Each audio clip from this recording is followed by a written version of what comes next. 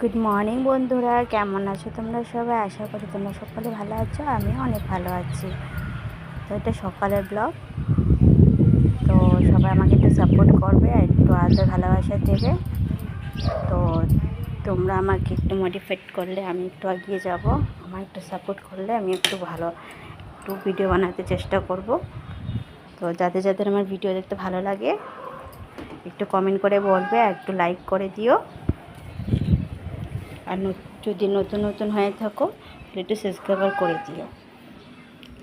তো এটা সকাল থেকে স্টার্টিং দিলাম ভিডিওটা, যে বনরুটির মধ্যে একটু বাটার লাগিয়ে এটা ছেঁকিয়ে মানে বরমশাইকে রেডি করছিলাম। সকালে যেটা আমাদের টিফিন করে ওটাই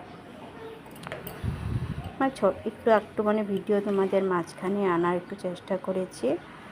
তো আমি তো এত এডিট করতে জানি না, তো যতটুকু পেরেছি তোমাদের সামনে আনার চেষ্টা করেছি একটা লং ভিডিও। আশা করি তোমরা আমাকে একটু সাপোর্ট করবে, আমার পাশে থাকবে। চলে গেলাম দ্বিতীয় পর্যায়ে, কারণ যে রকম বনরুটি হোক স্লাইস রুটি হোক একটুখানি না ছেঁকলে ভালো লাগে না, কারণ ওখানে একটা কাঁচা একটা গন্ধ কয়, তা ওই গন্ধটা কাটার জন্য আমাকে একটুখানি ছেঁকতে হয়। তারপরে এটা হালকা একটু নরম হয়ে গিয়েছিলো, পরে এটা মুখটা খুলে দিয়ে দুনো এপিট উপিট করে দুনোটাকে ছেঁকে দিয়েছি।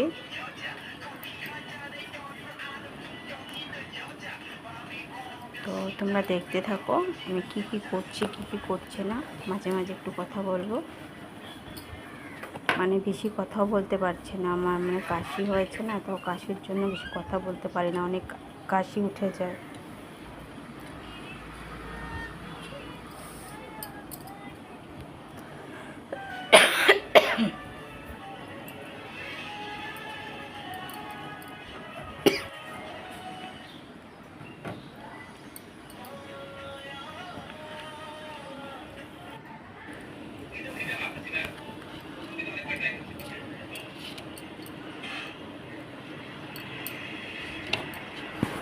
তো রুটি ছাকা হয়ে গেছে, তো 2 কাপ চা আর দুজনের জন্য। কারা খাবে চলে এসো। চলে গেলাম তৃতীয় পর্যায়ে, যেন দুপুরের খাবার রেডি করার জন্য।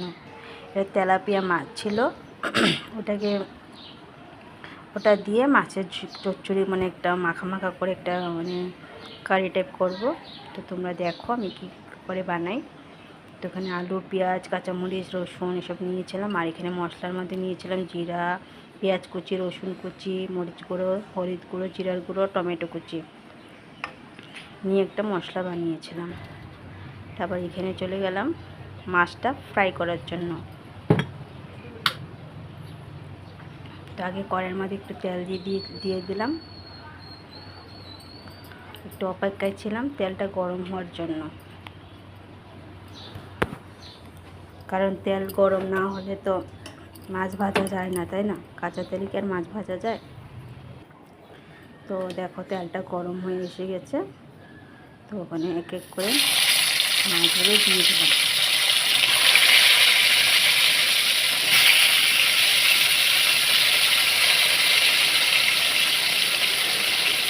একটা করে দিয়েছি, কারণ পরতে টাকা হচ্ছিল না, কারণ একটা থেকে ভিডিও করে আবার লেগে ধরবে।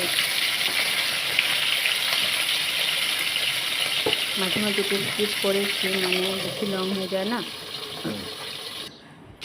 তো মাছটাকে ঢেকে রাখলেই ভালো করে ভিডিওটা ভালো হয়। তো আমার মতন কারে এরকম করে মাছ ভাজো একটু বলবে। আমি তেলাপিয়া মাছ আমার অনেক পছন্দ, অনেক টেস্ট ছিল মাছটা, একদম নাড়াচাড়া করতেছিল, অনেক তাজা ছিল পুরো।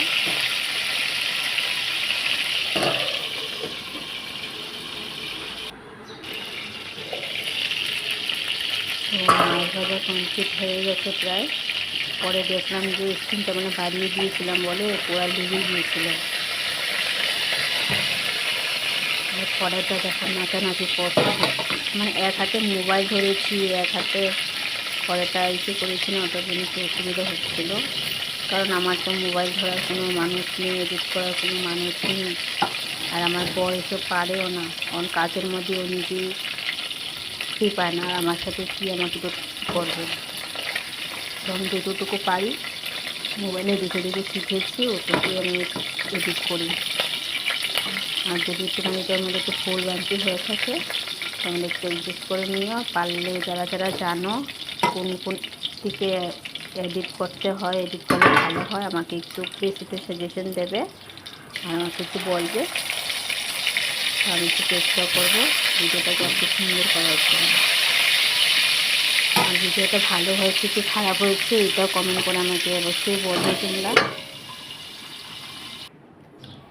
তো চলে গেলাম তারপরে মাছ ভাজার পরের স্টেপে। এখানে আর পুরো তেল দিয়ে দিয়েছিলাম, যেহেতু এখন মাছটা বানাবো। মানে ওখানে মাছ ভেজে তেলটা একটু কম হয়ে গিয়েছিলো, তার জন্য ওপর তেল এটাতে অ্যাড করলাম। তো দিয়ে দিলাম গোটা জিরা, এর সাথে ফোড়নের সাথে কমপ্লিট করে দেব। আর কারা মাছের সাথে ফোড়ন দেয় আমাকে একটু বলবে। আর সে তখন দিয়ে গেছিলো কাটা রাখা আলু ছিল, ওই আলুগুলো দিয়ে দিলাম ভাজার জন্য। কারণ আলুটাকে আগে ভালো করে ভাজা করতে হয়, ভালো করে ফ্রাই না করলে পরে কাঁচা কাঁচা থেকে যাবে। আমার মতন কীরকম কে রাঁধতে ভালোবাসে এরকম একটু বলবে।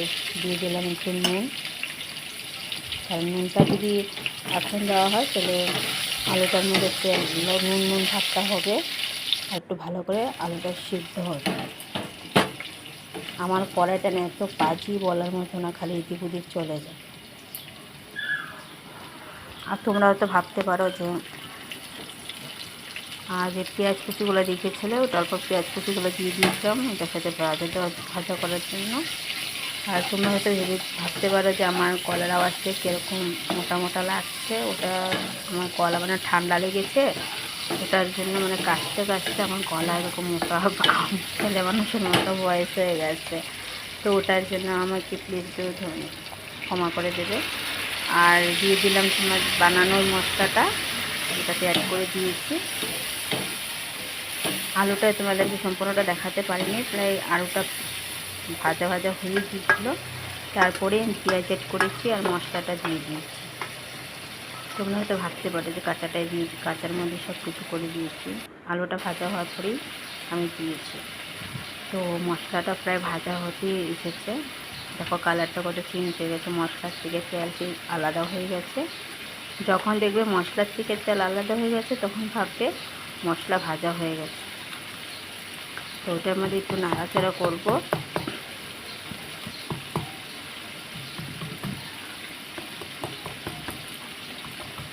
বেশি কথাও বলতে পারছি না, কারণ বেশি কথা বলে গলার মধ্যে প্রেশার পড়ে আর পরে কাশি উঠে যায়।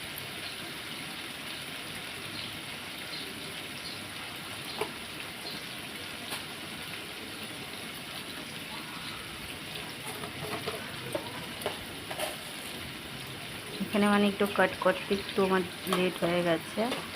মানে এটা আমি রেখে দিয়ে আমি একটু মানে ওখানে চালটা ধোয়ার জন্য যাচ্ছিলাম, তার জন্য এখানটা দিয়ে রয়ে গেছে।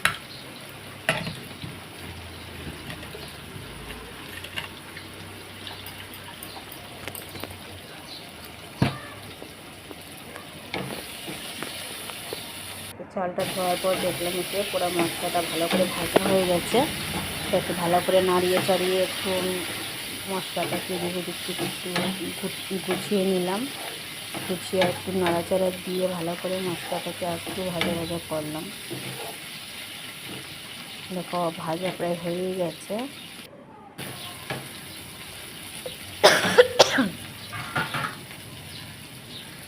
মশলা ভাজানো যে জলটা ছিল জলটা অল্প দিয়ে দিয়েছি, প্লেটটা ধুয়ে পরে আবার একটু জল অ্যাড করেছিলাম।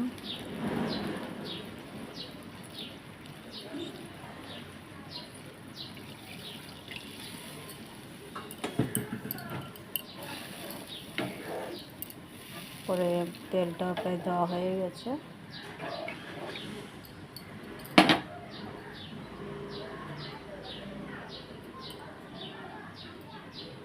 তো ভাজা রাখা মাছটা দিয়ে দিলাম।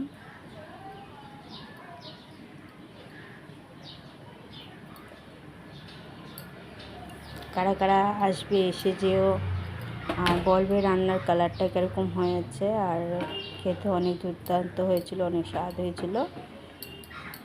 তো আমাদের আবার ঘরে একটা নমুনা আছে, সবজির কালার যদি এই সুন্দর না হয় তাহলে মুখে ভাত তুলবে না কেউ। তো অল্প স্বল্প ঢেকে রেখে দিয়েছিলাম। ঢেকে রাখার পরে যে বল এসেছে, সিদ্ধ মানে মাছ ঝোলটা মানে কালারটা অল্প চেঞ্জ হয়ে গেছে। তো অনেকটা মানে জলটাকে উঠিয়েছি। পরে কেটে রাখা ধনেপাতা অল্প ছুটিয়ে দিয়েছিলাম। ধনেপাতা দিয়েছিলাম, ওই যে লম্বা লম্বা থাকে না বিলাতি ধনেপাতাগুলো বলে যে, ওগুলো দিয়েছিলাম। তোমাদের মধ্যে কে কীরকম বলে এটা একটু বলবে। আমাদের এখানে বিলাতি ধনেপাতা বলে। তো ধনেপাতাগুলো দিয়ে দিয়েছিলাম। তো প্রায় রান্না কমপ্লিট হয়ে গেছে। আর এটা হচ্ছে ফাইনাল লুক, তারপর কি সুন্দর হয়েছে।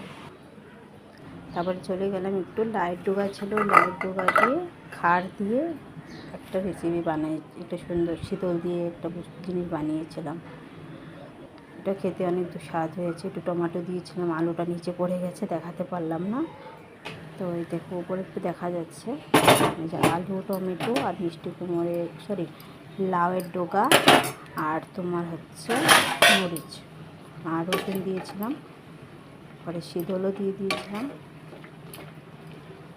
এটা একটা খাড় হয়, তোমরা হয়তো বুঝতে পারছো না মানে খাড় জিনিসটা কী।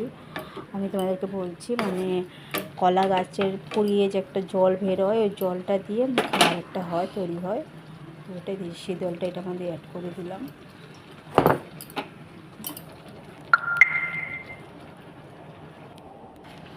তো শীতের সাথে এটা মেল্ট করে দেওয়ার পর অনেকটা জলটা একটু হয়, ঘোলা ঘোলা টাইপ হয়ে গেছে। মেল্ট করতে হয় ভালো করে। তা কতক্ষণ পরে ঢেকে রেখে দিয়েছিলাম ভালো করে সিদ্ধ হওয়ার জন্য। তারপরে দিয়ে দিলাম যে খাড় বলেছিলাম না, এই যে খাড়ের জল, এই জলটা ওটার মধ্যে একটু অ্যাড করে দিলাম। এটার দিকে মানে টেস্ট, একটা সুন্দর টেস্ট আসে। এটা দিয়ে অনেক কিছু খাওয়া যায়। আমি তোমাদেরকে আরেকদিন কোনো কিছু বানালে দেখাবো খাট দিয়ে। তো ঢেকে রাখাতে একটুখানি মোবাইলে মানে ভাব পড়েছিল বলে একটু ভালো হয়ে গিয়েছিল, তার জন্য অনেক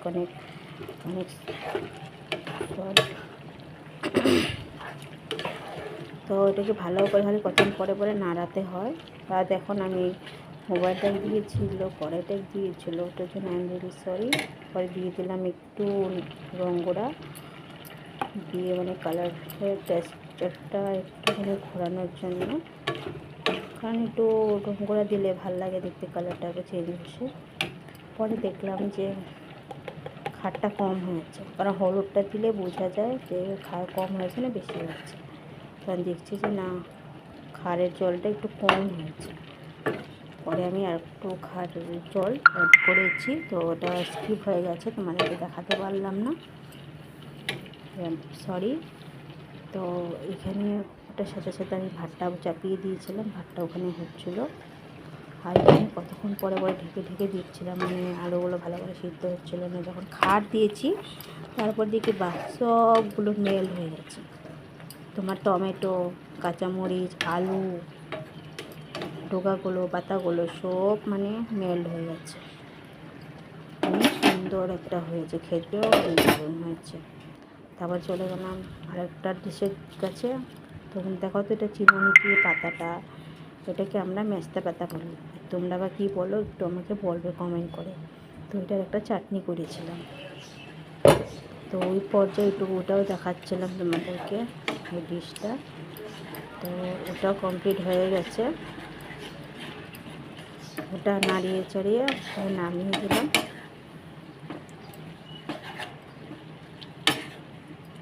মানে একটা রান্না করতে গেলে যা খাটনি পড়ে যায়, ভালো করে না হলেও এটাকে নিয়ে একটু ভেতাতে হয়, মরিচগুলোকে ভালো করে একটু মেলাতে ছিলাম।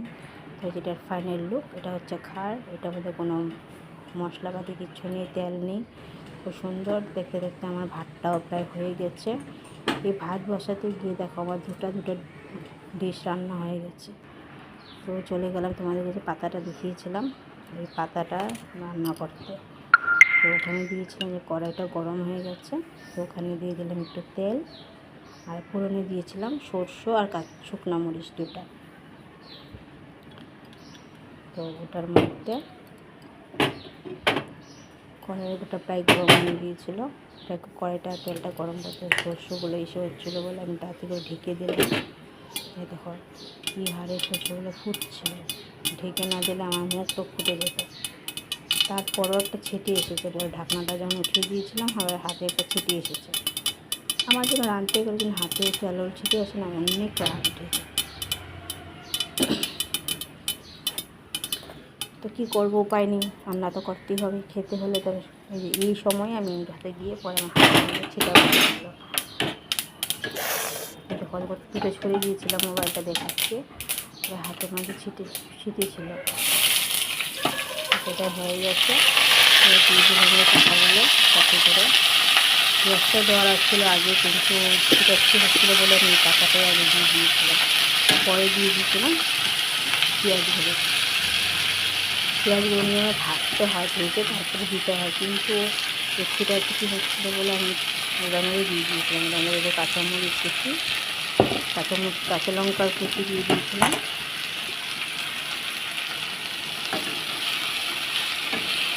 আর পাতাটা যেন কড়ার মধ্যে দিলে এটার কালার চেঞ্জ হয়ে যায়, এটা খেতে না অনেক টেস্ট লাগে। একটু নুন দিয়ে দিচ্ছিলাম, আর তোমরা পালে একটু বানিয়ে খাবে। আমি যেরকম করে বানাচ্ছি একদম সিম্পল, বেশি কোনো কষ্ট নেই এটা বানাতে। এই দেখো কিছুটা মেল্ট হয়ে গেছে। তারপরে আমি একটা পায়েস না, এটা আইসক্রিম হয়, আমি বানিয়েছিলাম ঘরে। কি সুন্দর হয়েছে, আর খেতে অনেকটাই স্বাদ হয়েছিল, অনেকটা সুস্বাদু, একদম 100%। তো চলে গেলাম ওই চাটনিটার কাছে, তো দেখলাম চাটনিটাও হয়ে এসেছে। আবার থেকিয়ে একটু মেল করার জন্য চেষ্টা করলাম, দেখছি এটাও ভালো সুন্দর হয়েছে। তারপর এটাকে একটু থেতিয়ে দেওয়ার পর মানে একটু গলানোর জন্য সেটা হলুদ শুকনো মরিচ গুঁড়ো আর একটু হলুদ গুঁড়ো দিয়ে দিয়েছিলাম কালারের জন্য, টেক্সচারটা ভালো আসবে। তো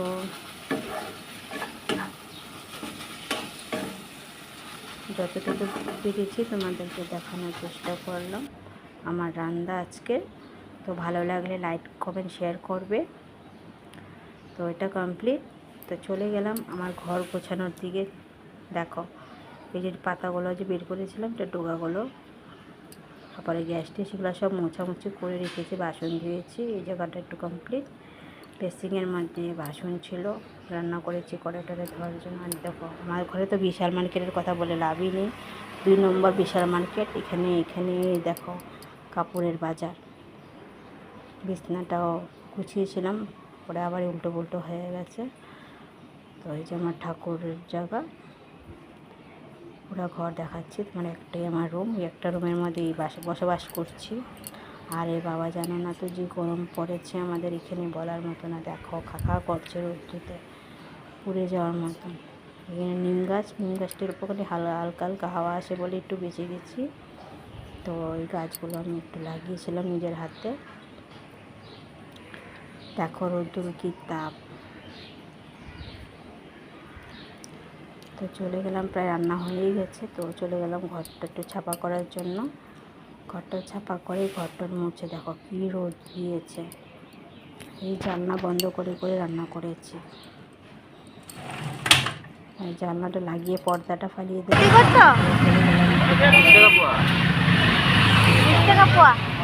কালকের ভিডিও ছিল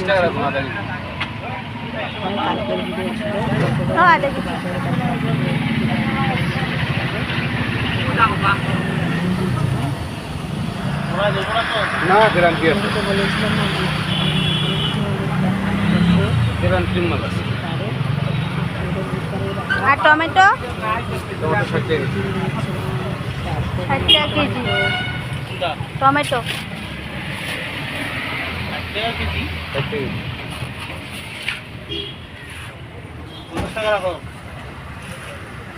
একদম ফিক্স, হ্যাঁ একদম ফিক্স।